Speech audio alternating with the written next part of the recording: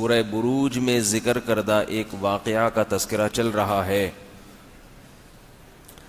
آج انشاءاللہ اسی واقعے کو آگے لے کے چلوں گا.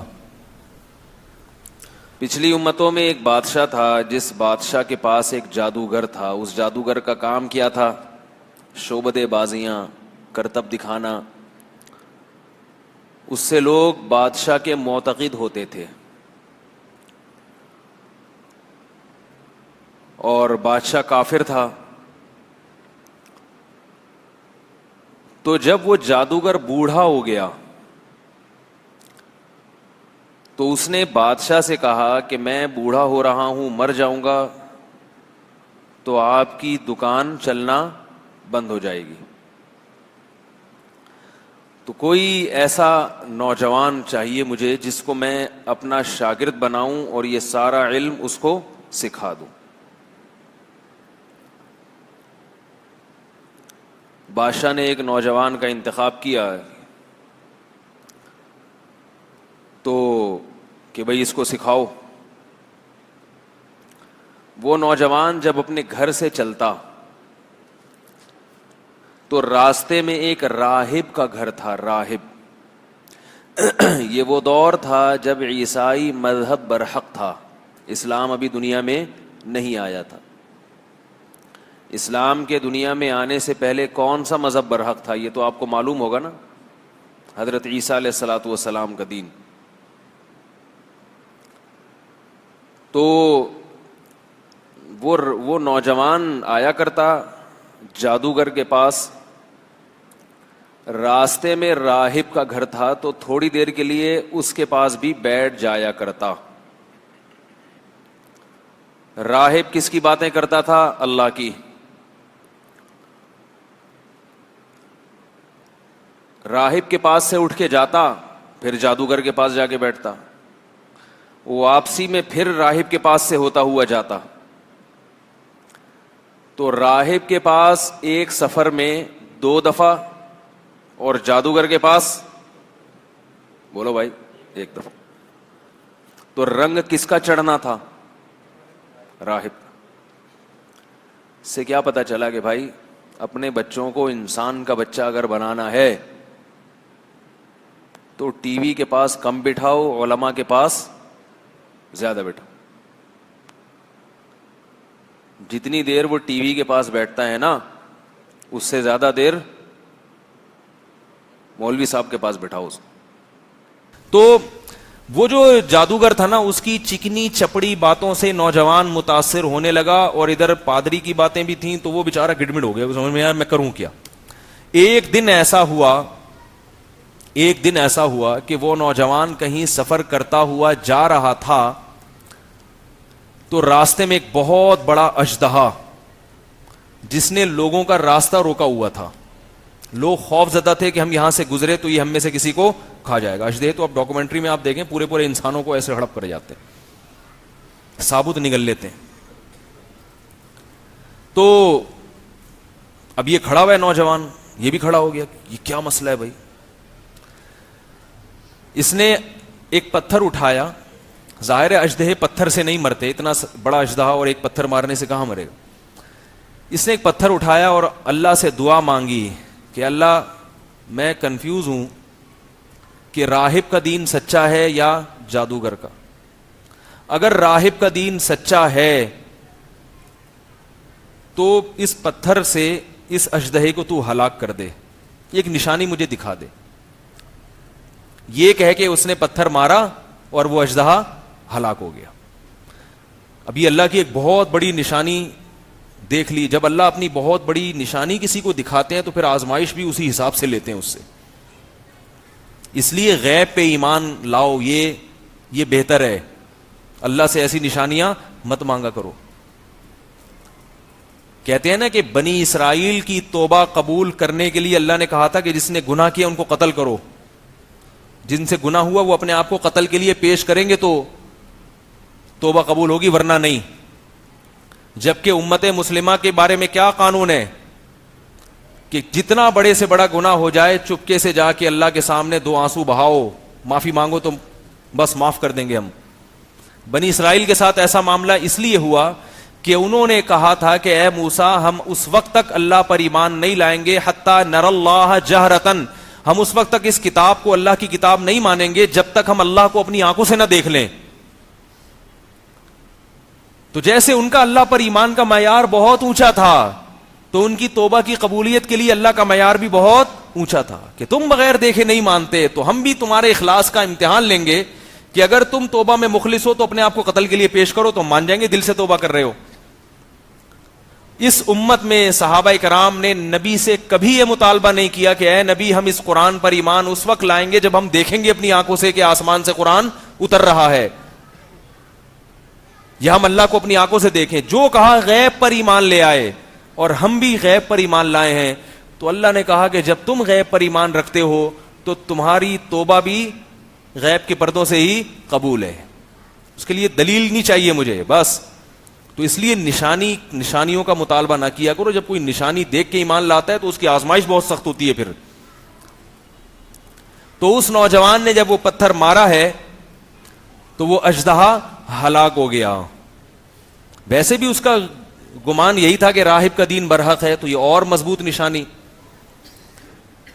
اب ہوا یہ کہ اس نوجوان نے کلمہ پڑھ لیا اور اعلان کر دیا اور اللہ کی عبادت میں لگ گیا.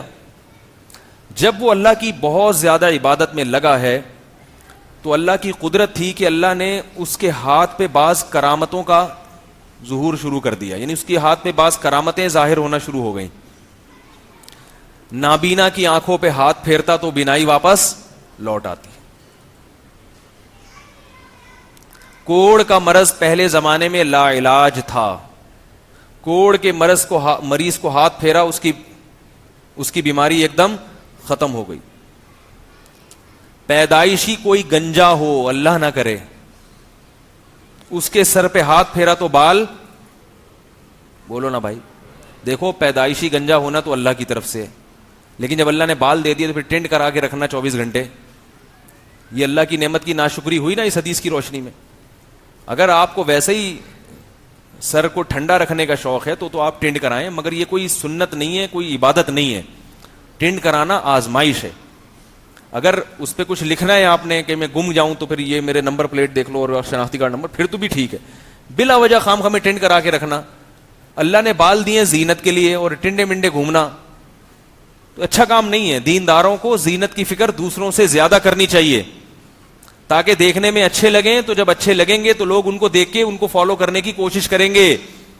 اس کا ایک اثر پڑتا ہے.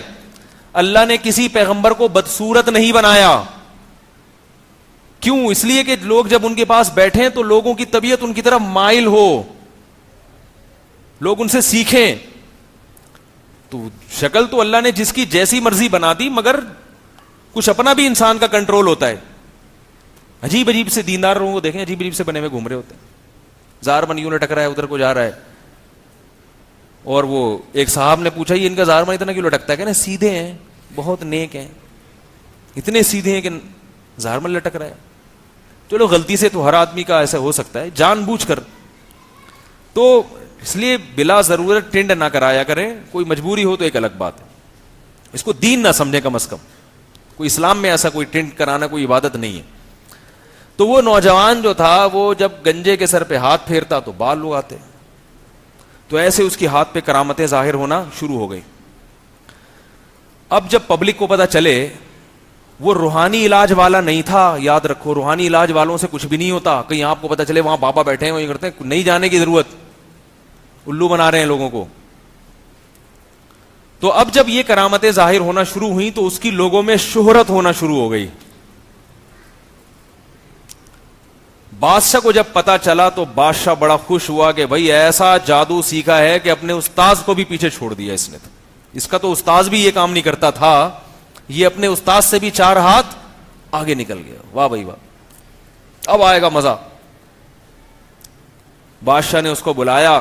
یہ سب میں جو آپ کو واقعہ سنا رہا ہوں یہ بخاری مسلم کی روایات ہیں.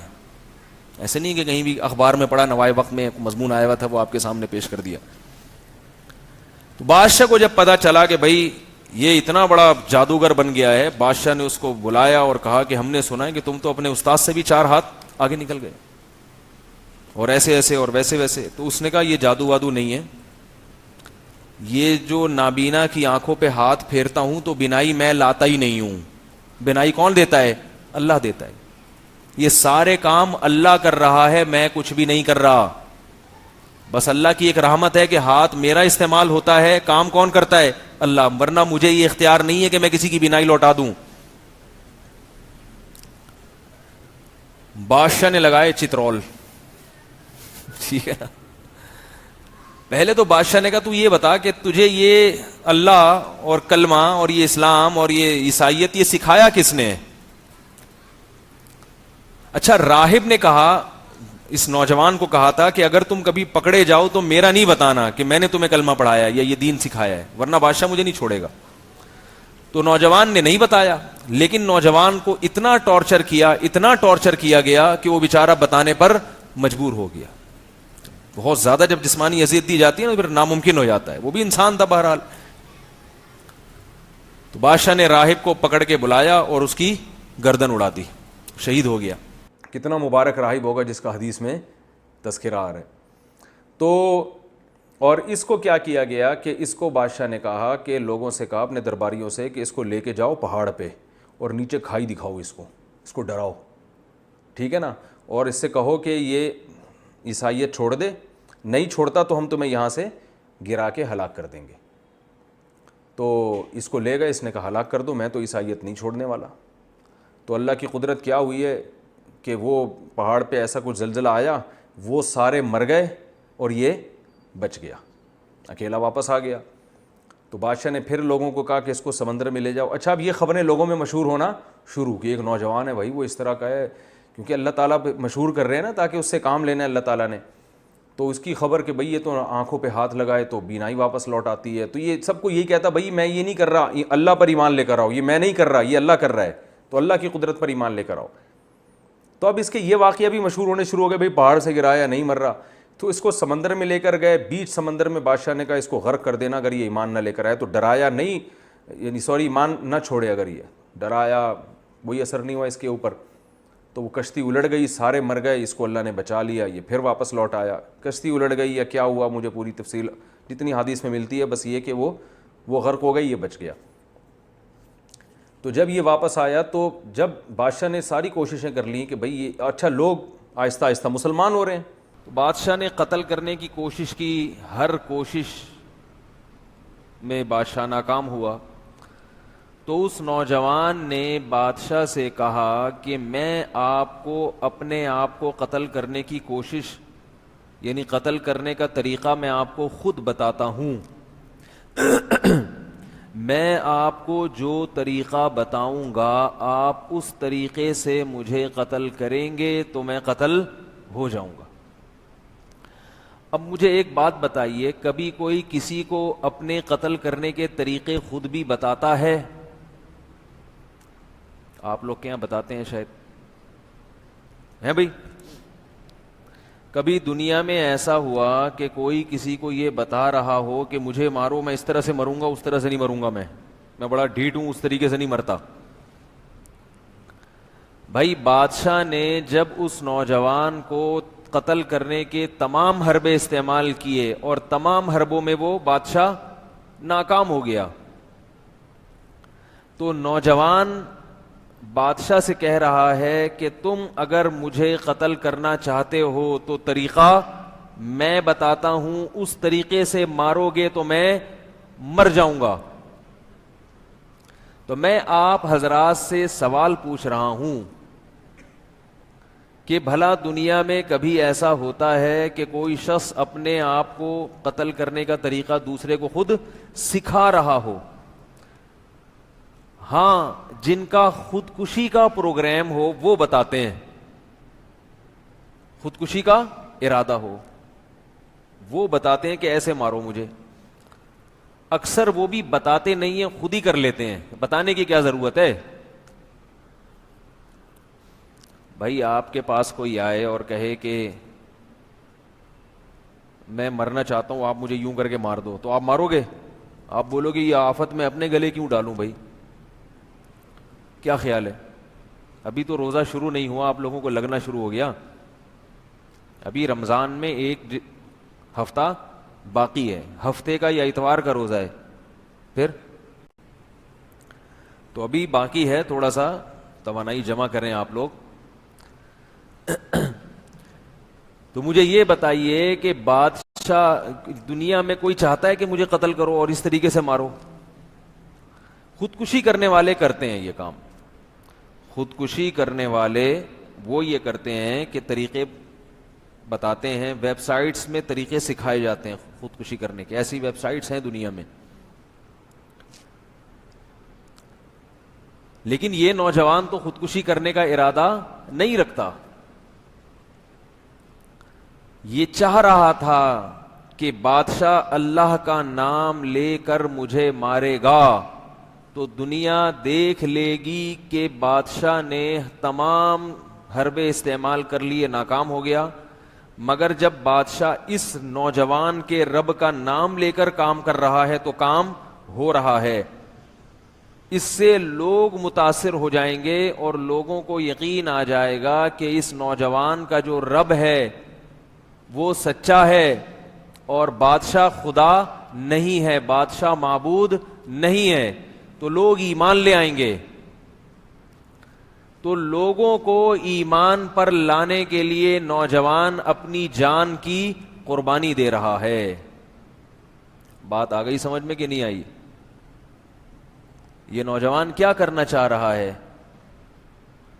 اپنی جان کو قربان کر رہا ہے تاکہ لوگ ایمان لے آئیں. اور اس کے لیے اس نے طریقہ یہ استعمال کیا کہ پوری عوام کو اکٹھا کیا جائے. یعنی بادشاہ کو طریقہ بتا رہا ہے کہ بند کمرے میں قتل مت کرو, اس لیے کہ بند کمرے میں جب مارا جائے گا تو خبر جو لیک آؤٹ ہوگی اس میں غلطی بھی ہو سکتی ہے. بادشاہ اللہ کا نام لے کے مارے گا مگر بعد میں کیا کہے گا کہ میں نے اللہ کا نام نہیں لیا. بند کمرے میں کیا ہو رہا ہے یہ تو کسی کو نہیں پتا ہوتا نا. خبر متواتر وہ غلط نہیں ہو سکتی, متواتر خبریں کبھی بھی غلط, یہ خوب یاد رکھو, ایک اہم مسئلہ ہے یہ. بہت سارے مسائل اس سے حل ہوتے ہیں. یہ جو ہم کسی کو خبر دیتے ہیں نا, خبر یہ سچی بھی ہو سکتی ہے اور جھوٹی بھی. کیا خیال ہے؟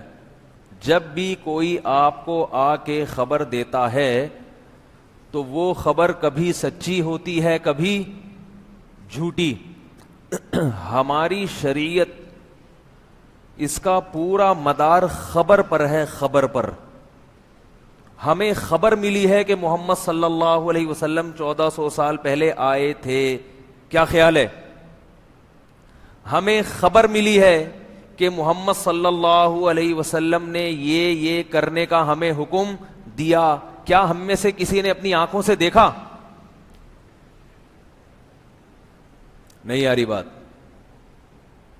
ہمیں خبر ملی کہ نبی صلی اللہ علیہ وسلم نے یہ کرنے کا کہا, ہمیں خبر ملی کہ نبی نے یہ کرنے کا نہیں کہا, یعنی یہ نہیں کرنے کا کہا. تو ہمارا پورا دین الف سے لے کے یا تک, اے سے لے کے زیڈ تک, وہ کس پر چل رہا ہے؟ بولو نا بھائی, خبروں پر, خبروں پر. اب خبر کو سمجھنے کی ضرورت ہے. جو بنیادی گمراہی آج کل پروفیسر لوگ پھیلا رہے ہیں وہ یہاں سے گڑبڑ کرتے ہیں. خبروں کی اقسام نہیں پتا ان کو, اسی سے سارے فرقے پیدا ہو رہے ہیں. بہت اہم مضمون ہے جو اس وقت اللہ نے دل میں ڈال دیا, اور اس کی بنیاد کہاں سے نکلتی ہے کہ اس نوجوان نے یہ کیوں کہا کہ کھلے عام بھرے مجمع میں مجھے قتل کیا جائے اللہ کا نام لے کے, بند کمرے میں نہیں. وہ یہ بھی کہہ سکتا تھا کہ بند کمرے میں 4 آدمیوں کے سامنے وہ 4 گواہ رہیں گے, یہ بھی تو ہو سکتا تھا نا. بہت مشکل ہے بھائی, ان لوگوں کو نہیں سمجھ میں آ رہا یار. تھوڑا سا بھائی گردن تو ہلاؤ. ویسے ہی ہلا دیں, جھوٹی موٹی کے بھی تو کوئی کام ہوتے ہیں کہ انسان کسی کو خوش کرنے کے لیے جھوٹی موٹی میں بعض دفعہ گردن ہلا دیتا ہے. سچی مچی میں نہیں ہلتا تو جھوٹی موٹی کا ہلا دیا کریں. تو دنیا میں اس وقت سب سے بڑی آبادی عیسائی, یہودی اور مسلمانوں کی ہے جو اللہ کو اور پیغمبروں کو مانتے ہیں. اتنی بڑی آبادی اگر جھوٹے نبیوں کو مانتی ہوئی آئی ہے اگر، تو یہ بات کھوپڑی میں آنے والی نہیں ہے. کھوپڑی نہیں مانتی اس بات. یہ تمام لوگ پیغمبروں کے سلسلے کو مانتے ہیں اور دنیا کی بہت بڑی آبادی ہے. یہ صرف عیسائی اور مسلمانوں کو ملا دیا جائے اگر، تو یہ جو ایتھیسٹ کہتے ہیں کوئی پیغمبر نہیں آیا اور کوئی پیغمبر، تو یہ کیسے لاکھوں لوگوں تک کیسے ان کی تعلیمات پہنچی ہیں اور کسی نہ کسی درجے میں یہ پیغمبروں کی تعلیمات کو باقاعدہ فالو کر رہے ہیں. اس کا مطلب ہوا کہ موسیٰ نام کے کوئی پیغمبر بھی دنیا میں آئے تھے، عیسیٰ نام کے کوئی پیغمبر بھی دنیا میں آئے تھے، محمد صلی اللہ علیہ وسلم کے نام کے کوئی پیغمبر بھی دنیا میں آئے تھے. اور ان تمام پیغمبروں کی تعلیمات کو اگر آپ غور کرتے ہیں تو وہ ساری اچھی تعلیمات ہیں. اچھی، کوئی بھی ایسی تعلیم نہیں ہے جو غلط ہو، بالکل 100% غلط ہو. تو یہ ممکن نہیں ہے کہ جھوٹا نبی دنیا میں آئے اور لوگوں کو اچھی چیزوں کو پہ ڈال کے چلا جائے. ایک صاحب مجھے لاہور میں ملے کچھ دن پہلے، وہ کہہ رہے ہیں کہ یہ جو معاذ اللہ نبی صلی اللہ علیہ وسلم تھے نا، یہ معاذ اللہ نقل کفر جادوگر تھے، انہوں نے جادو کے زور سے پوری دنیا کو یوں کیا ہے. میں نے کہا کسی جادوگر کی تعلیمات میں جمعے کی نماز آئے گی، رمضان کا روزہ آئے گا، ماں باپ کے ساتھ حسن سلوک آئے گا؟ ساری دنیا میں مسلمان جمعے کی نماز پڑھتے ہیں. کیوں؟ کس نے حکم دیا؟ یہ محمد صلی اللہ علیہ وسلم نے. کیا عقل مانتی ہے کہ اس ساری دنیا کے مسلمان ایک جادوگر کو فالو کر کے جمعے کی نماز پڑھ رہے ہیں؟ یہ پاگل ہیں کیا؟ یہ کسی جادوگر کو ایسے فالو کیا جاتا ہے کہ ساری دنیا کے لوگ اکٹھے ہو جائیں، اس کے کہنے پر رمضان کے 1 مہینے کے روزے رکھ لیں، شام کو تراویح پڑھ لیں، تلاوت کر لیں، بوڑھے ماں باپ کو گھر میں رکھ کے ان کی خدمت کریں. دنیا میں کوئی ایک جادوگر دکھاؤ جس کو فالو کرنے والوں نے اتنی خوبصورت زندگی گزاری ہو، کوئی ایک دکھا دو بھائی. نہیں یار، یہ آپ کی سمجھ میں نہیں آئے گی، ایتھیسٹ کی سمجھ میں کہاں سے آئے گی بھائی؟ نماز پڑھ لیا کریں، روزے رکھ لیا کریں، اتنا کافی ہے. پریشان ہونے کی چندہ ضرورت نہیں ہے. تو خیر، اس پر ہم روشنی ڈالیں گے انشاءاللہ اگلے بیان میں کہ یہ میں کیا کہنا چاہ رہا ہوں. ابھی تو میں نے ساشا پیش کیا ہے آپ کے سامنے، پیکنگ فل بعد میں آئے گی. تو وہ جو جادوگر تھا نا، وہ جو نوجوان تھا، اس نے اپنے آپ کو قتل کرنے کے لیے جم غفیر کا انتظام کیوں کیا؟ تاکہ ایسا نہ ہو کہ میں 4 آدمیوں کے سامنے قتل ہو جاؤں اور پبلک بولے، بادشاہ جھوٹ موٹ بول دے کہ یہ تو کوئی نہیں تھا، کوئی اللہ کا نام نہیں لیا. تو جب پورا شہر اکٹھا کر لیا گیا اور اس کے تیر لگائے، یہ جناب گرائے، پورے شہر نے بیک زبان ہو کے کلمہ پڑھنا شروع. سارے مسلمان ہو گئے، جو اس وقت جو عیسائی مذہب برک تھا، سب اللہ کی دعوت، اللہ پر ایمان لے آئے اور بادشاہ کے رب ہونے کی، بادشاہ تو اپنے آپ کو رب کہتا تھا، سارے مسلمان ہو گئے. آپ کو پتہ ہے جو حکومتی پٹھو ہوتے ہیں نا، وہ کبھی بھی وہ نہیں ہلتے چاہے کچھ بھی ہو جائے.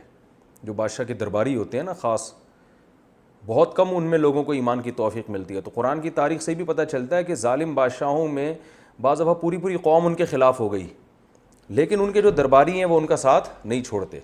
تو ایسا ہی ہوا کہ پوری قوم مسلمان ہو گئی، لیکن جو بادشاہ کے درباری تھے، اس کے خاص لوگ تھے جو ہر وقت بادشاہ کے ساتھ رہتے تھے، وہ بادشاہ کے ساتھ تھے. تو بادشاہ نے یہ کہا کہ بھائی یہ تو پوری قوم ہمارا دین چھوڑ دیا اس نے اور مجھے خدا ماننے سے انکار کر دیا ہے. اب ایک ہی حل ہے کہ ان کو زبردستی مجبور کر کے اس دین برحق سے دور کرو. اور اس کا طریقہ یہ ہے کہ شہر میں جگہ جگہ خندقیں کھودی جائیں، ہر گلی میں، ہر محلے میں خندقیں کھود کے اس میں لکڑیاں ڈالی جائیں، آگ جلائی جائے اور پھر ایک ایک کو پکڑ کے اس آگ میں جھونکا جائے. تو جو اس آگ کو دیکھ کے ڈر جائے اور کہے کہ میں اپنا دین چھوڑتا ہوں تو اس کو تو بچا لو، باقی سب کو کیا کر دو؟ آگ میں ڈال دو. تو یہ وہ خندقیں تھیں. تو ایک ایک کو پکڑ کے ڈالا گیا. صحیح حدیث میں آتا ہے، آپ صلی اللہ علیہ وسلم نے ارشاد فرمایا کہ 3 بچے ہیں جو ماں کی گود میں بولے ہیں. ایک تو حضرت عیسیٰ علیہ السلام ماں کی گود میں بولے تھے، اور ایک وہ جس پر وہ ایک بزرگ تھے نماز پڑھ رہے تھے، تو ان کی ماں نے ان کو پکارا تو وہ پریشان ہو گئے کہ ایک طرف ماں ہے اور ایک طرف نماز ہے. تو آزمائش میں آ گئے نا، اللہ میں نماز توڑ کے جواب دوں تو تیرا حق ضائع ہوتا ہے، اور ماں کو نماز نہ توڑوں تو ماں کا حق. تو اسی کشمکش میں تھے کہ ماں نے بد دعا دے دی کہ اللہ کرے تجھ پر کوئی تہمت لگے. تو یہی ہوا کہ وہ پھر کسی چرواہے نے کسی عورت کے ساتھ زنا کیا، بچہ پیدا ہوا. تو وہ عورت شادی شدہ تھی نہیں. لوگوں نے پوچھا بچہ کس کا ہے؟ تو اس عورت نے جان چھڑانے کے لیے اس راہب پہ ڈال دیا. وہ بیچارہ نیک بزرگ اپنے جھونپڑی میں اپنی عبادت کیا کرتا تھا، اس پہ جھوٹا الزام ڈال دیا. لوگوں نے پکڑ کے مارا اس کو اور اس کے وہ عبادت خانہ گرا دیا، تو اللہ تعالیٰ نے اب اس پر رحم کیا، تو جو ہے نا ماں کی گود میں بچہ بولا کہ میرا جو ہے نا اس کے پانی سے اللہ نے مجھے پیدا نہیں کیا بلکہ مجھے فلاں کے پانی سے اللہ نے پیدا کیا، وہ چرواہے سے۔ تو یہ کرامت اس راہب کی ظاہر ہوئی، تو اللہ نے اپنے حق کی وجہ سے اس کی عزت کی بھی حفاظت کی، لیکن ماں کی بد دعا بھی لگی اس کو۔ تبھی امام ابو حنیفہ رحمہ اللہ تعالیٰ اسی حدیث کی بیس پہ کہتے ہیں کہ اگر نماز کی حالت میں ماں پکارے اور اس کو پتہ نہیں ہے کہ آپ نماز پڑھ رہے ہیں تو نماز توڑ دینی چاہیے۔ تو اب کیا مسئلہ ہوا کہ وہ بچہ بھی ماں کی گود میں بولا، تو خیر جب لوگوں نے کہا یہ تو راہب بڑا نیک آدمی ہے، بچے سے اللہ گواہی دلوا رہے ہیں، تو اس راہب کو دوبارہ پروٹوکول دیا گیا اور اس سے کہا ہم آپ کا عبادت خانہ سونے کا بنا کے دیں گے۔ اس نے کہا نہیں بھائی وہ مٹی کا گھروندہ ہی بنا دو میرے لیے، جب عبادت ہی کرنی ہے تو سونے کے محل کا کیا کرنا۔ تو یہ ایک بچہ ماں کی گود میں بولا، ایک عیسیٰ علیہ السلام، اور ایک تیسرا ایک اس واقعے میں تو نبی صلی اللہ علیہ وسلم نے فرمایا کہ جب سب کو لا لا کے آگ میں ڈالا جا رہا تھا، نہیں وہ اتنا دودھ پیتا بچہ نہیں تھا جو یوسف علیہ السلام کی گواہی جس نے دی تھی نا، واسع خان، تو وہ آپ جتنا کم از کم ہوگا۔ تو یہ جو تھا حدیث میں آتا ہے کہ ایک عورت کو لایا گیا، اس کی گود میں جو ہے نا دودھ پیتا بچہ تھا۔ اب اس عورت کو اپنے بچے کا خیال آ رہا تھا یہ بچہ کیسے آگ میں جلے گا نا، وہ بیچاری، باقی لوگ تو گر رہے تھے، ایمان اتنا مضبوط تھا ان لوگوں کا، اس بچے نے قربانی ایسی دی تھی نوجوان نے کہ وہ آگ میں گرنے کے لیے تیار۔ تو وہ بچہ، ماں جو ہے نا ہچکچا رہی تھی کہ ایک طرف کفر ہے کہ میں اللہ کا انکار کر دوں، اور ایک طرف ہی آگ ہے، اور پھر بچے پہ ترس آ رہا تھا اس کو کہ بچے کو کیسے میں ڈالوں۔ تو نبی صلی اللہ علیہ وسلم نے ارشاد فرمایا کہ اللہ نے اس بچے کو قوت گویائی عطا فرمائی۔ تو جب کوئی اللہ کے لیے ایسی قربانیاں دیتا ہے نا تو اللہ کی بھی مدد ہوتی ہے۔ تو اس بچے نے ماں کی گود میں بولا کہ اے ماں، یہ آگ کا ایندھن نہیں ہے، یہ جنت کا باغ ہے، اس میں کود جا۔ تو نبی صلی اللہ علیہ وسلم، یعنی یہ دیکھنے میں آگ لگ رہی ہے، حقیقت میں یہ آگ نہیں ہے، یہ باغ ہے، اللہ نے جو ہے نا آزمائش کے لیے اس کو رکھا ہے۔ تو وہ ماں جو ہے نا اپنے سینے سے لگا کے اس میں کود گئی۔ تو خیر وہ اس بادشاہ نے، کمبخت نے، ان سب کو قتل کر دیا۔ تو وہ غالب آ گیا بادشاہ، وہ ہلاک ہو گئے۔ تو اب چونکہ ظاہری لحاظ سے بادشاہ کو کامیابی مل گئی تھی اور وہ ایمان والے سارے قتل ہو گئے، جو کفر میں تھے وہ تو بادشاہ کے ساتھ ہو گئے، تو اب ظاہری لحاظ سے تو وہ کامیاب ہو گئے نا۔ تو قرآن میں اللہ نے صدیوں بعد ان کا واقعہ نازل فرمایا، اور اللہ نے فرمایا کہ میں اپنے نبی کو یہ اطلاع دے رہا ہوں کہ دیکھنے میں کامیاب بادشاہ ہوا لیکن حقیقت میں کامیاب نہیں ہوا، اس لیے کہ وہ تو باغات میں چلے گئے، اور جو بادشاہ جس نے خندقیں کھدوائی تھیں نا، اور اس کے جو فوجی لوگوں کو پکڑ کے خندقوں میں ڈال رہے تھے، وہ اصل میں آگ میں ہیں۔ تو آگ کے مستحق یہ لوگ ہوئے ہیں، وہ نہیں ہوئے۔ اور یہ خبر ہمیں قرآن مجید نے اور نبی صلی اللہ علیہ وسلم نے ہمیں ان کا یہ واقعہ بیان کیا، تو اس سے ہمیں کیا سبق ملتا ہے؟ یہ بھی ایک وہ اسباق تو ملیں گے، وہ تو میں انشاءاللہ آئندہ بیان کروں گا۔ ایک سبق ہمیں یہ بھی ملتا ہے کہ خبر متواتر کا انکار ممکن نہیں ہوتا۔ نوجوان نے جم غفیر اس لیے بلایا تاکہ کوئی بعد میں انکار نہ کر سکے، وہ جماعت المسلمین کو جانتا تھا شاید کہ پیدا ہوں گے ہی بعد میں مکر جائیں گے، بولیں گے یہ بھی نہیں ہے، یہ بھی نہیں ہے، ایسا بھی نہیں ہے، ویسا بھی نہیں، تو اس نے پہلے سے انتظام کیا بھائی کہ متواتر خبر کا انکار ممکن نہیں ہوتا۔